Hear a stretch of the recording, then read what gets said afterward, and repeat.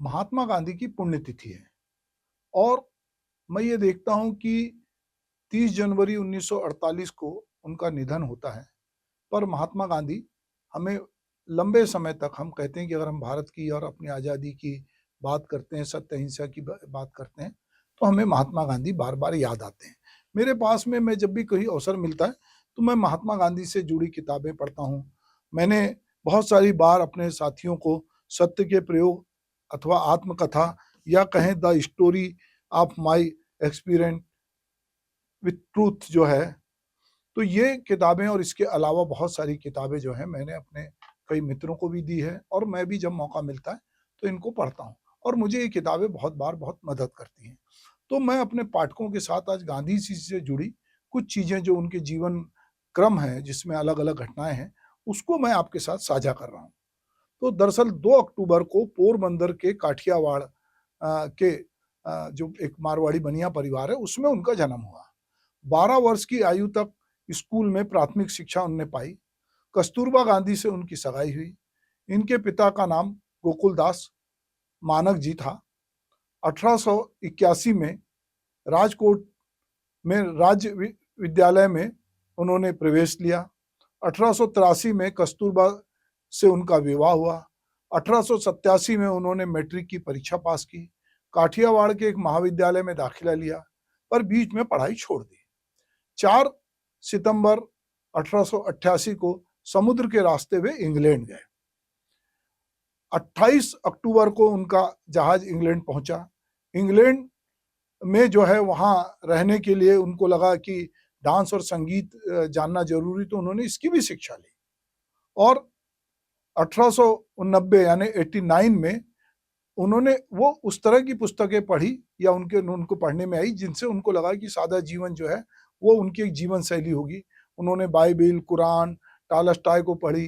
Kingdom of God is with in जो है, ये पुस्तक जो है उनने उनके लिए एक नए सोच का उनको अवसर मिला। गीता जो है उनकी बहुत ही फेवरेट किताब थी और वो उसको अपनी माँ कहा करते थे। 1890 में उन्होंने शाकाहारी अभियान चलाया।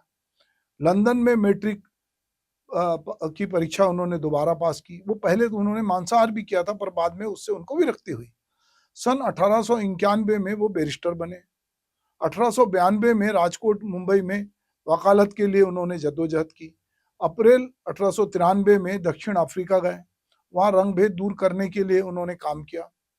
1893 में नेटाल में भारतीय कांग्रेस बनाई, वहां के सुप्रीम कोर्ट में एडवोकेट के लिए अपना नाम दिया। वहां मतलब वो नाम दर्ज कराने वाले पहले भारतीय थे। 1901 में उनकी भारत वापसी हुई। 1902 में वो रंगरून गए। मुंबई में, अभी जो मुंबई हो गई, बम्बई में उन्होंने वकालत की। फिर वो दक्षिण अफ्रीका उनको वापस बुलाया गया।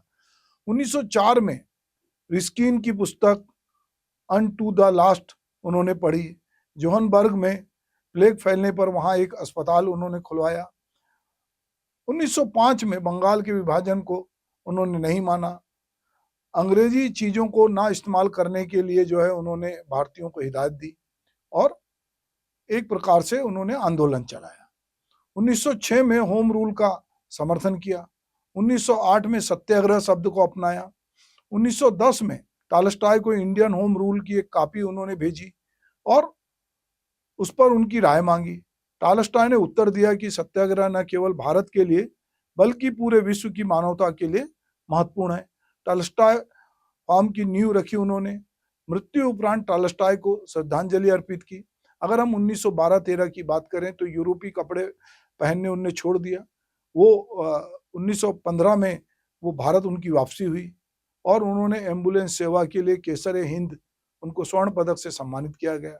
अहमदाबाद में सत्याग्रह आश्रम यानी कि साबरमती आश्रम की उन्होंने स्थापना की। 1916 में बर्मा का दौरा किया। 1917 में चरखे का प्रयोग को जो है घर घर में उपयोग करने की सलाह दी। नील की खेती में मजदूरों की हालत क्या है यह जानने के लिए उन्होंने चंपारण का दौरा किया। अगर मैं सिलसिलेवार ये बात बताऊं तो 1918 में वो अहमदाबाद में कपड़ा मजदूरों की उन्होंने मदद की, सत्याग्रह किए।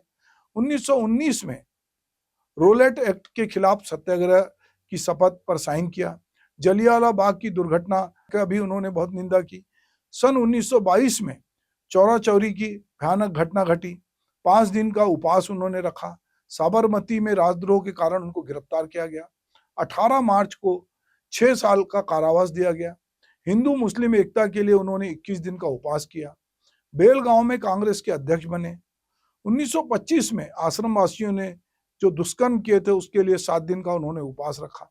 1925 में ही अपनी कहानी my experiment with the truth लिखनी शुरू की। 1927 में वे लंका गए। 1930 में अखिल भारतीय कांग्रेस समिति द्वारा सविनय अवज्ञा आंदोलन मांग पूरी नहीं होने पर नमक सत्या कानून तोड़ने की बात कही। उन्होंने समुद्र तट के यहाँ पे दांडी यात्रा की। 3 अप्रैल को वहां नमक हाथ में लिया। उनकी गिरफ्तारी हुई, जेल भेजा गया। 1931 में बिना शर्त उनकी रिहाई कर दी गई। 1932 में बिना किसी कारण उनको गिरफ्तार किया गया। हरिजनों के लिए वे जेल में आमरण अनशन किया उन्होंने। यही वजह थी कि हरिजनों का अलग निर्वाचन मंडल ना हो।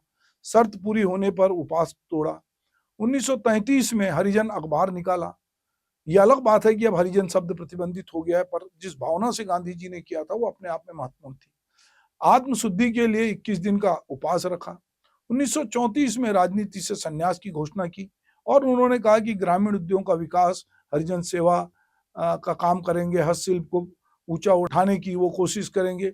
1936 में सेवाग्राम में एक ऑफिस बनाया, वहीं रहने लगे। शिक्षा सम्मेलन में बुनियादी हस्तशिल्प सिखाने की योजना बताई। 1937 में प्रशासन में सुधार लाने के लिए आमरण अनशन किया। 1942 में उन्होंने पत्रिकाएं प्रारंभ की। ब्रिटिश सरकार में उन्होंने ब्रिटिशों से भारत छोड़ो की अपील की। आगा खान महल में उनको नजरबंद हुआ। वहां उनके दोस्त महादेव देसाई की मृत्यु हुई। 1943 में 21 दिन का उपवास किया। 1944 में कस्तूरबा गांधी का निधन हुआ और 1945-46 में छुआछूत के विरोध और हिंदुस्तान के लिए प्रचार के लिए वो बंगाल और असम का उन्होंने दौरा किया। बंगाल के नोआखाली में जो है वहां पर जब सांप्रदायिक दंगे हुए और नरसंहार हुआ, उसको देखते हुए वो कलकत्ता और नोआखाली चले गए।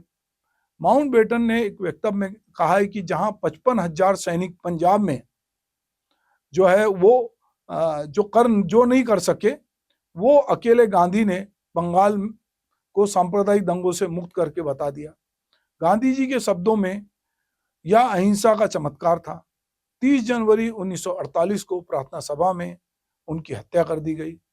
उन्होंने हिंद स्वराज जो किताब लिखी है वो बहुत लोग देखते हैं। वो अपने जीवन में श्रवण कुमार के चित्र को देखकर जिसमें अपने माता पिता को ले जा रहे हैं, वो उन्होंने बहुत प्रभावित किया। हरिश्चंद्र नाटक से वो बहुत प्रभावित हुए और उनको लगा कि हरिश्चंद्र जो उनके जीवन में जिसने बहुत गहरे प्रभाव डाला। उनकी कामना 125 वर्ष तक जीने की थी, पर उनकी मृत्यु हुई तो उसके लिए उनको कोई अफसोस नहीं, उसके पहले वो बोल चुके थे। तो आजादी से 4.5 महीने पहले 2 अप्रैल 1947 के दिन सार्वजनिक प्रार्थना सभा में गांधी जी ने कहा था, मैं इतना ही कहूंगा कि यह हिंदू धर्म का कत्ल हो रहा है, आप लोग सोचिए और समझिए। इसके ठीक दूसरे दिन प्रार्थना सभा में ही बोलते हुए उन्होंने कहा कि यदि आपको झगड़ा करके ईश्वर का नाम लेना है तो वह नाम तो ईश्वर का होगा, पर काम शैतान का होगा। हिंदू धर्म के कत्ल की बात करने से एक दिन पहले गांधी ने अपने प्रार्थना प्रवचन में कहा था, और वे जैसा करते हैं वैसा हम नहीं करते क्या? बिहार में हमने औरतों के साथ क्या क्या नहीं किया, हिंदुओं ने किया, यानी मैंने किया। यह शर्मिंदा होने की बात है। गांधी की संवेदना पूरी तरह धर्म में जो है वो धर्म आधारित थी और वो धर्म को बहुत मानते थे। वो हिंदू होने पे अपने को गर्व करते थे और इस धर्म को वे हिंदू धर्म मानकर चलते थे। पर उनका हिंदू धर्म किसी संकीर्ण पारिभाषिक अर्थ में हिंदू नहीं था, वो एक व्यापक अर्थ में केवल धर्म था। हिंदुओं ने किया यानी मैंने किया में ही उन्होंने कहा कि मेरे सामने अलग अलग धर्म जैसा कुछ नहीं है।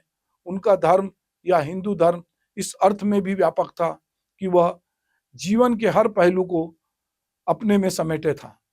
यहाँ निजी और सार्वजनिक की या धर्म और राजनीति की जो है वो अलग अलग अलहदी बात नहीं थी। तो गांधी अपने जीवन में जिस तरह थे, उन्होंने इस किताब में सत्य के प्रयोग में सिलसिलेवार वो सब बातें लिखी हैं जिन नेताओं को हम अभी देखते हैं, जो नेता छुपाते हैं, जो वो उतना ही सच दिखाते हैं या बताना चाहते हैं जितना उनकी छवि बने। पर गांधी जैसा the story of my experimental with truth जैसी लिखने की हिम्मत आज किसी नेता में नहीं है। पर ये गांधी का ही दम था या गांधी का सत्य का आग्रह था कि वो अपने बारे में वो सारी बातें लिखते हैं जिससे हो सकता है कि लोगों को लगे कि गांधी ऐसे थे, गांधी वैसे थे। गांधी को लेकर बहुत सारी बातें होती है, पर मुझे लगता है कि यदि आप गांधी जी को जानना चाहते हैं तो गांधी की किताबें पढ़ें, गांधी पर जो किताबें उनको पढ़ें, गांधी पर जो फिल्में बनी हैं उनको देखें, और एक समग्रता में उस समय के हालात को लेकर आप गांधी को देखेंगे तो निश्चित रूप से गांधी आपको अपने नजदीक दिखाई देंगे। नमस्कार।